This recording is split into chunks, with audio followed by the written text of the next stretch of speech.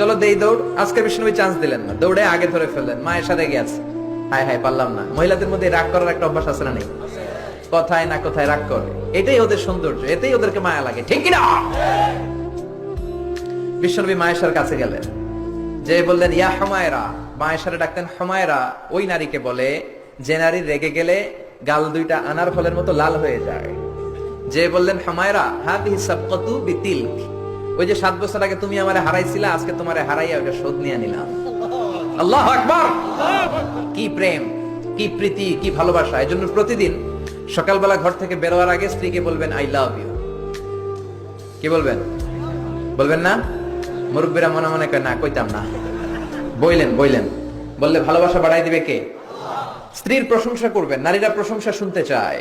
আপনি 1000 টাকা দিয়ে যেটা করতে পারবেন না, যদি বলেন তোমার রান্না মজা হয়েছে, তুমি অনেক সুন্দরী, দেখবেন সব কাজ পানির মতো সহজ।